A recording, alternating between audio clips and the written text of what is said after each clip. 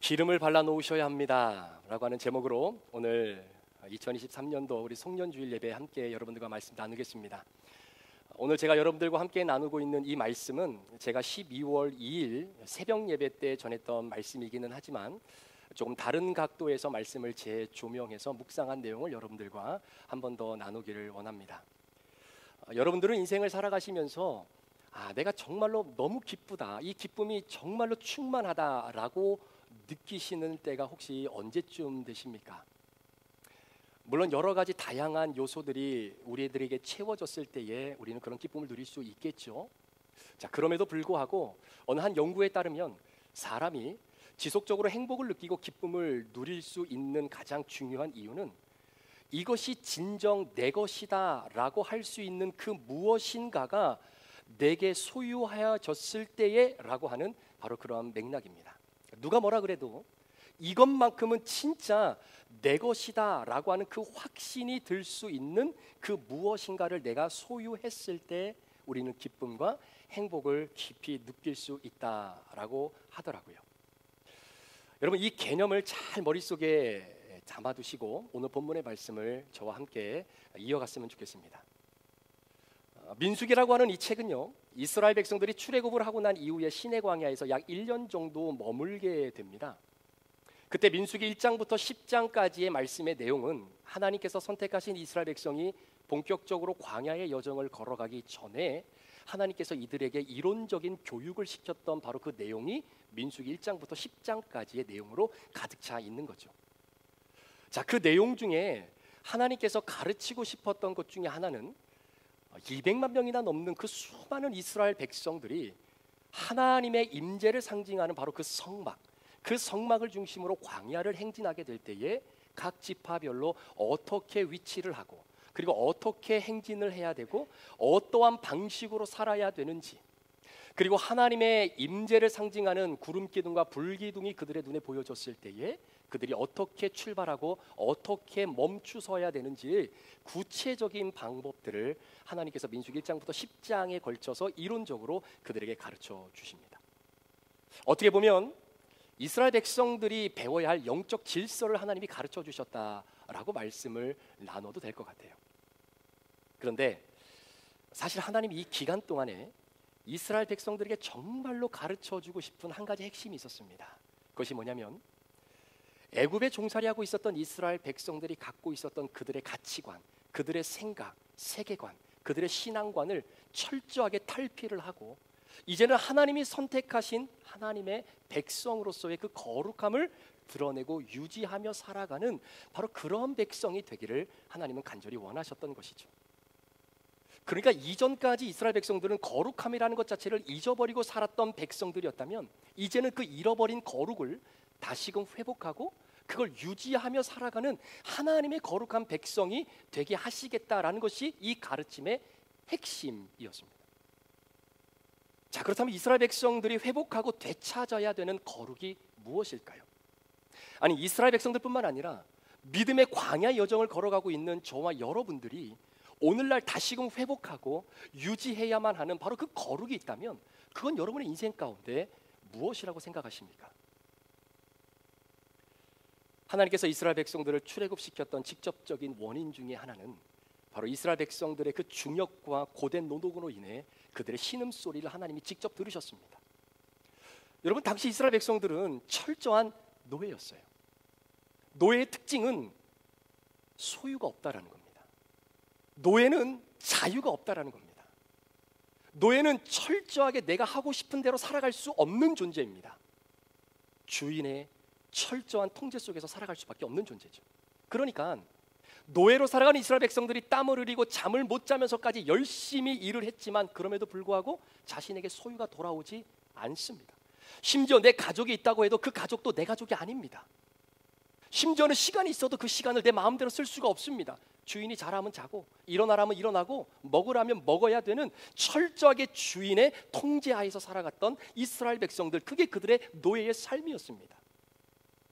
그런 이스라엘 백성들이 나하고는 상관도 없는 애굽의 신을 모시기 위해서 비돔과 라암셋이라고 하는 엄청난 그 큰 신전을 짓고 있는 거예요. 그런데 문제는 이 신전은 내가 믿고 있는 신하고는 상관이 없는 신입니다. 나에게 복을 주지도 않고 내 가족을 윤택하게 만들어 주지도 않을 그 신들을 위해서 이스라엘 백성들은 땀 흘려 노력하고 있다라는 이야기예요. 나와는 상관도 없고 내게 복을 주지도 않을 그 신, 나와는 전혀 상관없는 그 신을 위해서 이렇게 생고생을 하고 있는 이스라엘 백성들의 노예의 삶, 이게 그들의 현존이었습니다. 그런데 하나님이 이들을 애굽에서 건져 주셨어요. 이 말은 노예로 살아가고 있었던 이스라엘 백성들을 하나님의 백성으로 만들어 주셨고 앞으로 계속해서 만들어 가시겠다라고 하는 하나님의 강력한 열심이었습니다. 여러분, 이 말이 무슨 의미일까요? 노예로 살고 있었던 자들을 하나님의 백성으로 끄집어냈다라는 이야기는 더 이상 이들이 노예가 아니다라는 이야기입니다. 여러분, 노예가 아니다라는 말은 내게 무엇이 생긴다는 이야기예요? 이제 비로소 나의 소유가 생긴다라는 이야기. 자, 이런 측면에서 이전에는 나와 상관없는 신, 내게 복을 주지도 않는 그 신을 위해서 내가 열심을 다해서 일을 해도 아무런 대가를 받지 못했던 인생을 살아갔던 이들이었다면, 이제는 내게 직접 복을 주시는 하나님, 나와 내 가족을 지켜주시고 윤택하게 만들어주시는 그 하나님, 무엇보다도 내가 열심히 땀을 흘리고 일을 하게 되면 그 대가로 나의 소유가 생기는 기쁨을 누릴 수 있는 민족이 되어버렸다라는 것이죠. 그런 의미에서 하나님의 임재가 있는 성막을 완성하고 그 성막을 통해서 이제는 보란듯이 내가 믿고 섬기고 예배하는 그 하나님으로부터 직접 나에게 축복이 임한다? 여러분, 이거는 이스라엘 백성들에겐 대단한 사건이 아닐 수 없는 겁니다. 그래서 하나님이 모세를 통해서 아론의 축복이라는 이름 하에 이스라엘 백성들에게 직접 그 성막을 통해서 주시는 축복을 경험케 하셨던 말씀이 민수기 6장 22절에서 27절의 그 유명한 말씀이죠. 여호와께서 모세에게 말씀하여 이르시되 아론과 그의 아들들에게 말하여 이르기를 너희는 이스라엘 자손을 위하여 이렇게 축복하여 이르되 여호와는 내게 복을 주시고 너를 지키시기를 원하며 여호와는 그의 얼굴을 내게 비추사 은혜 베푸시기를 원하며 여호와는 그 얼굴을 내게로 향하여 드사 평강 주시기를 원하노라 할지니라 하라. 그들은 이같이 내 이름으로 이스라엘 자손에게 축복할지니 내가 그들에게 복을 주리라. 이제 이스라엘 백성들에게는요, 소유가 생겼습니다.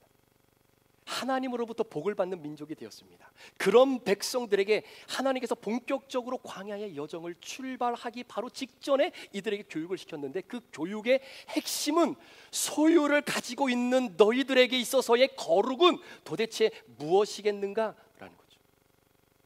질문 하나 드려봅니다. 이스라엘 백성들이 거룩한 백성이 된다는 의미가 무엇일까요? 자, 이 질문을 오늘 저와 여러분들에게도 동일하게 한번 던져봅니다. 광야와 같은 이 험악한 세상 한복판에 살아가는 우리들에게 여러분, 거룩을 회복하고 거룩을 유지한다라고 하는 말은 도대체 무엇을 의미하겠느냐라는 겁니다. 자, 두 가지로 여러분과 한번 살펴보려고 하는데요. 먼저 오늘 본문 7장 1절부터 3절까지의 말씀을 한번 보십시오. 모세가 장막 세우기, 성막이죠, 장막 세우기를 끝내고 그것에 기름을 발라 거룩히 구별하고 또 그 모든 기구와 제단과 그 모든 기물에 기름을 발라 거룩히 구별한 날에 이스라엘 지휘관들, 곧 그들의 조상의 가문의 우두머리들이요 그 지파의 지휘관으로서 그 계수함을 받은 자의 감독된 자들이 헌물을 드렸으니 그들이 여호와께 드린 헌물은 덮개 있는 수레 6대와 소 12마리이다. 지휘관 2사람의 수레가 하나씩이요 지휘관 1사람에게 소가 1마리씩이라. 그것들을 장막 앞에 드린지라. 성막을 완성하고 난 이후에 나타났던 첫 번째 모습은요, 모세가 성막 외부와 성막 안에 있는 모든 기구와 제단과 그 모든 기물에 기름을 바릅니다. 자, 이유가 무엇이냐면 기름을 바르는 이유는 구별해 놓기 위해서다라는 거예요. 기름을 바른 물건과 기름을 바르지 않는 물건이 다르다라는 것을 이야기하는 겁니다. 여러분, 어떠한 물건에 내가 기름을 발라 놓았다라는 것은 그 물건은 반드시 그 용도로만 사용되어져야 된다라고 하는 의미가 내포되어져 있는 것이죠. 그게 구별이고 거룩입니다. 자, 예를 들어서 성막 안에는 번제단이라는 것이 있습니다. 이 번제단은 제물을 태우는 곳에 쓰이는 것인데요. 그런데 이 제단에 모세가 기름을 발라 놓았다라고 하는 것은 그 번제단은 그 어떠한 상황 속에서도 제사를 드리기 위해서 짐승을 가지고 온 그 짐승을 태워 하나님 앞에 올려드리는 용도로만 사용되어져야 되는 것이 성막 안에 있는 번제단이다라는 거죠. 그런데 예를 들어서 제사를 한 달에 한 번 드리는데요, 나머지 30일은 번제단이 놀고 있는 겁니다. 그러니까 사람들이 볼 때 너무나 아깝다라고 여겨서 식구들과 함께 모여 앉아서 그 번제단에다가 BBQ를 해먹는 용도로 이 번제단을 사용하면 안 된다라는 이야기. 여러분, 물두멍은 어떨까요? 모세가 완성했던 성막은 그렇게 큰 텐트가 아닙니다. 작은 거예요. 그런데 그 안에 물두멍이라는 것이 있어요. 이건 무엇이냐면 제사를 드리러 오는 사람이 자신의 죄를 씻고자 잠시 그 물두멍에 손을 씻는 용도로 세수대야처럼 만들어 놓은 겁니다. 그런데 이 성막이 나중에 예루살렘 성전이 지어지고 난 이후에 그 안에 성소와 지성소 안으로 들어가게 되는데, 그때의 물두멍의 크기는 모세가 천막으로 지었던 그 물두멍과는 상상을 초월할 수 없을 만큼 크게 지어 들어갑니다. 심지어 사람들이 그 안에 들어가서 수영을 할 수 있을 정도의 크기예요. 그러니까 물두멍을 가지고 제사를 드리지 않는 날, 날씨가 더워서 사람들이 어디 가서 수영할 데 없으니까 물두멍에 와서 수영하며 놀자라고 물두멍을 수영장으로 사용할 수는 없다라는 이야기입니다. 그게 기름을 발랐다라는 의미예요. 그것이 바로 거룩이라는 겁니다. 따라서 소유가 없었던 백성들에게 소유가 생겼으니 이제는 하나님의 백성으로서 너희들은 이 소유를 어떻게 관리할 건데, 저와 여러분의 삶에 기름을 바른다라고 하는 이 의미를 우리가 어떻게 구체적으로 적용해 볼 수 있을까요? 하나님은 저와 여러분들에게 많은 소유를 주셨습니다. 그 소유 안에는 시간도 있고요, 물질도 있고 재능도 있습니다. 자, 이 모든 소유를 혹시 여러분들 어떻게 관리하고 계십니까?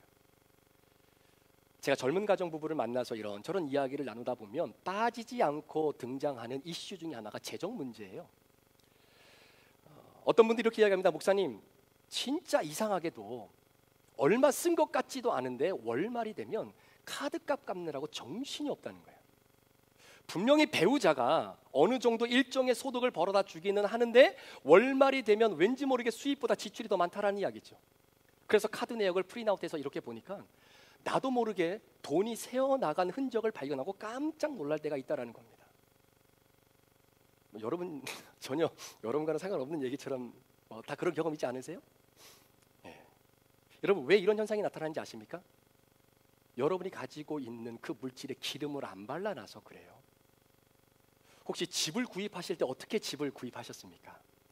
목사님, 저는 태어나 보니 아버지가 제 명의로 이미 집 하나를 만들어 놓으셨습니다 라고 말할 수 있는 금수저 되시는 분들은 해당이 없겠지만, 아마도 대부분의 부부가 들어오는 바로 그 수입을 중심으로 기름을 발라놓지 않으셨습니까?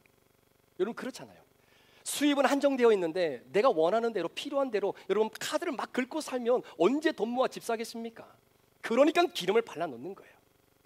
우리 집안의 수입이 이 정도 되니까 우리 부부가 사용할 수 있는 용돈은 이만큼 따로 떼어서 기름 발라놓고, 자녀들 교육시켜야 되니까 교육비로 따로 떼어놓고 기름 좀 발라놓고, 여러분 세금도 내야 되니까 세금도 기름 발라놓고, 어느 정도 저축해야 되니까 그 돈도 기름 발라놓고, 그렇게 살아야 되는 것 아니겠습니까? 그러니까 세금은 세금의 용도로, 용돈은 용돈의 용도로, 자녀 양육비는 자녀 양육비의 용도로 사용을 해야지, 용돈이 부족하다고 해서 세금을 낼 돈을 용돈으로 쓰면서 세금을 안 내면 안 된다라는 이야기예요. 여러분, 마찬가지입니다. 여러분, 오해하지 마시고 들어주세요. 교회 안에는 여전히 믿음이 연약한 자들이 많습니다. 그런 분들 입장에서는요, 내가 10의 1조를 하나님께 드린다는 것은 굉장히 힘든 일이에요. 당연하죠. 어떻게 11조를 드리겠어요? 그런 분들이 10의 1조를 하지 않는다고 해서 누가 뭐라고 할 사람도 사실은 없습니다. 그런데 누가 봐도 믿음이 있어요. 정말로 나보다 믿음이 좋은 것 같아요. 교회에서 사역하는 모습을 보면 정말 나보다 믿음이 훨씬 대단한 것 같은 분이에요. 그런데 10의 1조를 못해요. 여러분, 거룩이라고 하는 것은요, 기도 많이 하고 성경 많이 읽고 신령한 모습을 가지고 살아가는 것도 거룩의 한 단면이 맞습니다. 그러나 오늘 본문이 우리에게 말하고 있는, 하나님이 이스라엘 백성들에게 깨우쳐주고 싶고 회복하길 원했던 바로 그 거룩은 바로 기름 발라놓는 거예요. 구별해 놓는다라는 겁니다. 물질도 기름 발라 놓으셔야 되는 거지요. 하나님의 것과 내가 쓸 것을 구별하고 그 용도에 맞게 쓸 수 있도록 기름 발라 놓아야 되는 겁니다. 그러니까 여러분, 믿음이 있다라고 생각되어지는 분들이 10의 1조를 못하면 죄송하지만 그것 하나로 10번, 20개, 20개, 30개, 100개를 알 수 있다라는 이야기예요. 10의 1조는 액수도 물론 중요하겠지만 하나님이 돈이 없어 우리에게 돈을 요구하는 것이 아니라 바로 기름을 발라 놓았느냐를 하나님은 더 집중적으로 바라보고 계시는 것 아니겠습니까? 물질을 소유할 수 있는 복을 이제 너희들에게 주었는데 그럼 너희들 그 물질을 어떻게 관리할래? 여러분, 이게 거룩입니다. 여러분, 시간도 마찬가지예요.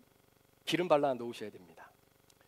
광야 같은 세상 속에서 2023년도가 진짜 쏜살같이 너무나 빠르게 지나갔는데요, 그 시간들 가운데 여러분 개인의 발전을 위해 쓰는 시간, 가정을 위해서 쓰시는 시간, 교회 사역을 위해서 쓰는 시간, 하나님께 예배드리기 위해서 구별된 시간, 2024년부터 시작될 온큐와 온예를 위해 구별되어져야 되는 각각의 시간에 여러분들이 기름을 발라 놓으셔야 되는 겁니다.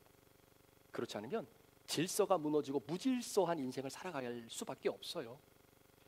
우리가 인생을 살다 보면 야, 내가 열심히 살기는 살았는데 뒤돌아보니까 내가 뭐라고 살았지? 이런 생각이 가끔 들 때가 있지 않습니까? 그렇게 생각이 되는 가장 궁극적인 이유는 시간에 기름을 발라놓지 않았기 때문입니다. 여러분, 기름을 발라놓았다는 것은 그 용도로만 사용되어져야 된다라고 하는 의미에서 여러분이 기름 바르신 그 시간은 그 시간만을 위해서 사용되어져야 돼요. 하나님께 온전히 예배드리기로 발라놓은 그 기름의 시간은 하나님께 예배드리는 시간으로만 사용되어져야 되지 다른 시간으로 리플레이스가 되어서는 안 된다는 이야기예요. 여러분이 2024년도 온큐와 온예로 하나님께 시간을 구분하여 기름을 발라놓았다면 그 시간은 말씀 묵상을 위한 시간으로만 존재해야 되는 거지 아이들 라이드하는 시간으로 대치해서는 안 된다는 이야기입니다. 이게 기름을 발라놓는 거예요. 이게 구별해 놓는 겁니다. 예전에 그 축구 국가대표 선수였던 이영표 선수가 한 번은 유튜브에서 영상에 강의하는 내용을 한번 들은 적이 있는데요, 그분이 참석한 이 청중들, 학생들에게 이런 도전을 던지더라고요. 여러분 학생 시절 이 시기에 하고 싶은 거를 먼저 하시겠습니까? 해야 될 일을 먼저 하시겠습니까? 라고 하는 질문이었어요. 자, 그 질문 여러분들에게도 동일하게 던져봅니다. 여러분, 하고 싶은 것을 하면서 사는 인생이 되길 원하십니까? 해야 될 것을 하는 인생으로 먼저 살아가야 되는 것이 맞을까요? 이영표 선수가 이렇게 얘기하더라고요. 여러분이 지금 하고 싶은 일을 하고 인생을 출발하게 된다면 앞으로 훗날 여러분들은 하고 싶지 않지만 어쩔 수 없이 내가 해야 됐던 그 일들을 여러분들은 하시면서 살게 될 겁니다. 그러나 지금은 좀 힘들지만 내가 반드시 해야 될 일을 먼저 하고 살아가는 그 인생은 훗날 여러분들이 그렇게 하고 싶었던 일들을 즐겁게 하시며 살아가는 축복된 삶을 살게 되실 겁니다. 사랑하는 여러분, 해야 하는 일을 먼저 하는 것, 이게 기름 발라 놓는 거예요. 그러면 훗날 여러분 하고 싶은 일 즐겁고 재밌게 하시며 살아갈 수 있는 축복이 임할 줄 믿습니다. 여기 결혼하신 분들 많이 계시죠? 결혼하신 분들. 예. 여러분 결혼하실 때 서약하지 않으십니까? 어떤 서약을 하나요? 남편인 나는 아내인 누구누구만을 사랑하고 아내인 나는 남편인 누구누구만을 사랑하겠다라고 그렇게 서약하죠. 그렇게 서약을 하고 난 이후에 그 서약의 증표로 남편과 아내가 서로 결혼 반지를 나누어 낍니다. 여러분, 그것이 기름 발라놓는 거예요. 남편은 아내에게 기름을 발라놓고 아내는 남편에게 기름을 발라놓는 겁니다. 평생 내가 이 한 사람만 사랑하겠다라고 하는 우리의 고백이기도 하겠죠. 그래서 결혼한 사람들은 왼손의 네 번째 손가락에 반드시 결혼 반지를 끼고 다니셔야 되는 거예요. 뭐 이런 분들도 계신다고 그래요. 결혼했음에도 불구하고 밖에 나가서는 결혼 안 한 것처럼 총각 행세하고 처녀 행세하면서 반지도 빼고 다니고 뭐 이런 분들도 뭐 있다는 얘기를 우리 교회는 말고 들었어요. 여러분, 그거 별로 좋지 않는 마음입니다. 그거 여러분 영성에도 별로 좋지 않습니다. 어떤 분들은 손에 반지 같은 거 이렇게 끼고 다니면 굉장히 좀 불편하고 거치장스러워서 저는 빼고 다녀요. 이런 분들도 계세요. 그런 분들은 좀 불편하시더라도 반지를 꼭 끼고 다니시기를 부탁합니다. 시간이 지나면 반지를 빼고 다니는 게 더 불편하다라고 느껴지는 시간이 찾아오게 될 겁니다. 그러니까 결혼하신 분들은 웬만하면 결혼 반지는 뭐 좀 시대적 착오 때문에 좀 이쁘지 않더라도 그냥 조그마한 링이라도 왼쪽 네 번째 손가락에 결혼반지 꼭 끼고 다니십시오. 아멘? 한번 봐보세요. 옆에 남편 아내 한번 봐보세요. 어디 갔나 그거. 어디 갔어요 반지?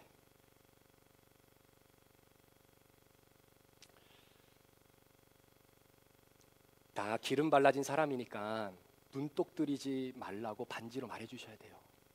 요즘 반지를 끼고 다녀도 눈독 들이는 사람들이 너무나 많은데, 반지를 끼고 다니는 것 자체가 다 기름 발라진 사람이니까, 나 구별된 사람이니까, 나는 어느 한 사람으로부터 구별되어져 살아가는 사람이니까 나 눈독 들이지 말라라고 하는 것을 반지로 말해주는 것, 여러분 이게 거룩입니다. 자, 두 번째로 성막을 완성하고 난 후에 나타난 것 중에 하나는 각 지파의 리더들이 하나님 앞에 헌물을 가지고 옵니다. 총 12마리의 소와 6개의 수레를 가지고 오는데요, 참고로 이 소와 수레는 무엇을 위한 거냐면 성막을 옮기는 운반수단으로 사용하는 겁니다. 여러분, 참고로 이스라엘 백성들이 지금 광야에 있거든요. 근데 광야에서요, 내가 소 한 마리를 드리고 수레를 제작해서 하나님께 헌물을 드린다? 이거 굉장히 어려운 일입니다. 여러분, 지금도 소 한 마리가 비쌀 경우에는요, 미국 돈으로 10,000불, 그러니까 1,000,000원이 넘어간다는 이야기를 제가 우리 이세영 형제님 어머니로부터 직접 들었어요. 여러분, 그런 헌물을 하나님 앞에, 그 수레를 하나님 앞에 드립니다. 그러면 모세가 그 헌물을 레위인들에게 줘요. 이유는 레위 자손들, 특별히 게르손, 고핫, 무랄이라고 하는 이 자손은 성막을 운반하는 역할을 하나님으로부터 위임을 받은 자들입니다. 그런데 이상해요. 한번 보세요. 하나님께서 어떤 자손에게는요 2개의 수레와 그리고 4마리의 소를 주고요, 어떤 자손에게는 4개의 수레와 8마리의 소를 줍니다. 그러니까 차등이 있다는 이야기예요. 그리고 어떤 자손에게는 소도 수레도 아예 안 줍니다. 왜 그럴까요?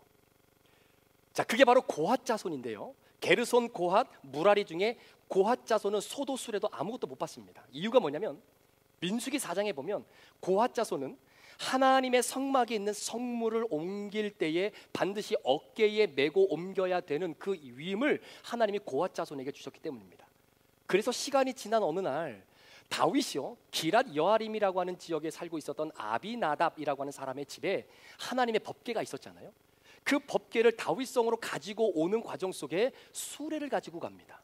그리고 그 수레에다가 하나님의 법궤를 실어 오는 중에 나곤의 타작마당에서 이 소가 광기를 부리고 난리치면서 그 수레 위에 있었던 법궤가 땅에 떨어지려고 하는 그 순간 우사가 그걸 잡아버리죠.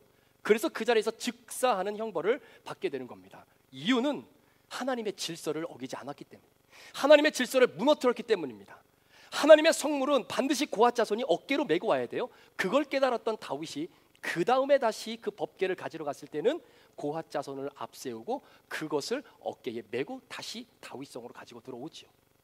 사랑하는 여러분, 때로는 하나님께서 저와 여러분들에게 이런 소와 수레처럼 광야의 여정 가운데 있는 내게 너무나 큰 걸 요구할 때가 있다라는 거예요.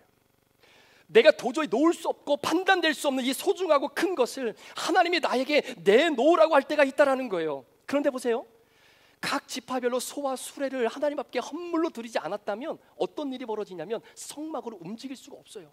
성막을 이동시킬 수 없다라는 겁니다. 하나님은 이동하시는데 성막을 움직일 수 없으니 어찌 이스라엘 백성들이 이동할 수 있겠느냐라는 거죠. 그러니까 누군가는 내어놓아야 합니다.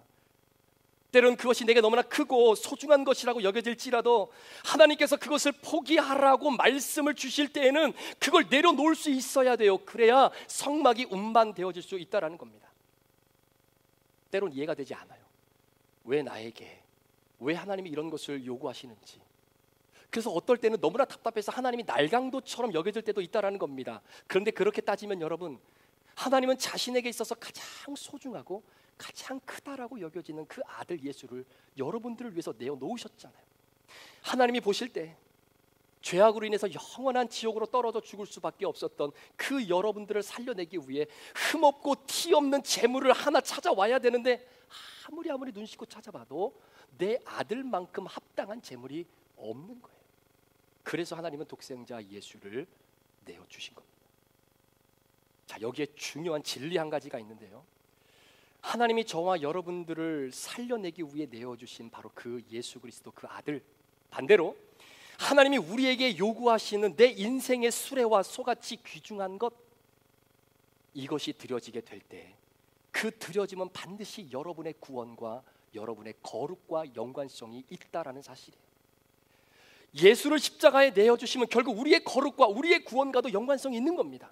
마찬가지로 하나님께서 우리에게 요구하시는 것은 그것 때문에 우리가 회복해야 할 거룩과 구원이 반드시 연관성이 있다라는 거예요.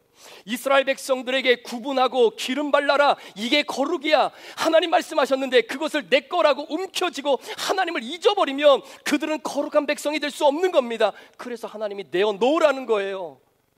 그 내어드림이 여러분의 거룩과 여러분의 구원과 연관이 있기 때문이다라는 거예요. 거룩을 회복하고 유지하기 위해 오늘 우리에게 요구하시는 여러분의 수레와 소는 뭘까요? 하나님은 날강도가 아닙니다. 하나님은 우리가 중요하다고 여기는 그 수레와 소와는 정말 비교될 수 없는 아들을 내어주셨던 분입니다. 그렇기 때문에 그 하나님은 우리에게 내놔라고 요구하실 수 있는 분이세요.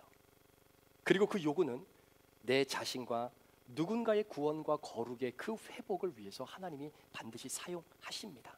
그런데 여러분, 그 하나님의 사용은 하나님의 주권에 따라 사용하시는 거죠. 오늘 본문에 나와 있는 것처럼 어떤 자손에게는 소와 수레를 이만큼 주고, 어떤 자손에게는 소와 수레를 더 차등되게 주고, 심지어 어떤 자손에게는 아예 아무것도 주지 않는 것, 그건 하나님의 주권 속에서 주님이 자유롭게 결정하신 하나님의 선택이고 하나님의 일하심, 우리는 그 하나님을 믿고 순종하고 바라보는 것이죠.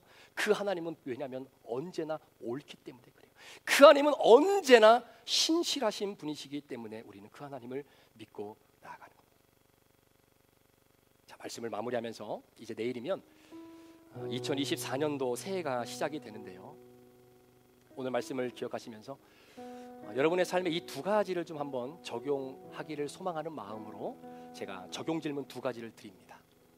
첫 번째, 내가 2024년도 새해에 기름 발라 놓아야 할 시간과 물질과 그리고 그 관계는 무엇인가? 내가 기름 발라 놓아야 할 시간과 물질과 그리고 그 관계는 무엇인가? 둘째, 하나님이 나에게 요구하시는 소와 수레는 무엇인가? 그게 여러분의 시간이 될 수도 있고, 여러분의 물질이 될 수도 있고, 여러분의 재능이 될 수도 있고, 이 두 가지 질문을 우리가 마음판에 새기고 2024년도를 함께 출발하기를 원합니다. 하나님께서 여러분들을 통해 드러내길 원하시는 그 거룩은 구별해 놓는 겁니다. 기름 발라 놓는 겁니다. 그리고 기름 발라 놓았으면 그것은 그 용도로만 사용되어져야 됩니다. 그게 하나님의 영적 질서이고, 그 영적 질서를 하나님이 민수기 1장부터 10장까지 이제 2024년도라고 하는 그 인생의 광야를 이제 막 출발하기 위해 출발선상에 서 있는 저와 여러분들에게 하나님이 그렇게도 가르쳐주고 싶으신 하나님의 핵심적 메시지죠. 무엇을 기름 발라 놓으시겠습니까? 어떤 소와 어떤 수레를 하나님께 드리시겠습니까? 기도하시겠습니다.